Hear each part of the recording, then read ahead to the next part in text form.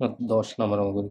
একটি ফলের দোকানে একটি আনারস 48 টাকা, একটি আনার 95 টাকা, একটি আতা ফল 75 টাকা বিক্রি হয়। সোনিয়া 4টি আনারস, 2টি আনার ও 5টি আতা ফল কিনে 1000 টাকা দোকানদারকে যদি দেয় তাহলে কত টাকা ফেরত দেবে?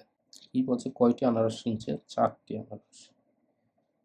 4টি আনারস কত টাকা করে? 48 টাকা। তাহলে 48 গুণ 4 সমান 48 গুণ 4 192 টাকা।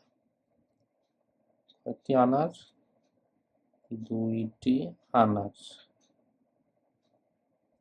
সমান কত টাকা করে? 95 টাকা।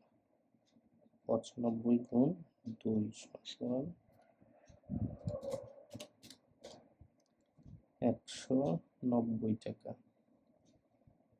বলছে 5টি আতা ফল, 5টি আতা ফল সমান কত টাকা করে? 75 টাকা।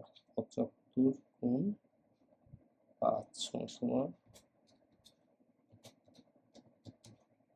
375 টাকা।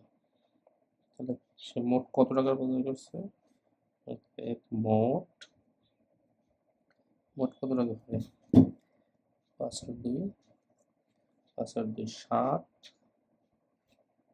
5 আর 2 7, তারপরে দিয়ে 9 7 16, 18 18 আর 7 25, 5 হাতে 2 3 2 5 6 7 757 টাকা মোট বাজার করছে। তাহলে দোকানে দিছে, দোকানদার ফেরত দিবে কত? 1000 টাকা দিছে থেকে আর 757। তাহলে 757 243 টাকা। তো 243 টাকা। ঠিক আছে।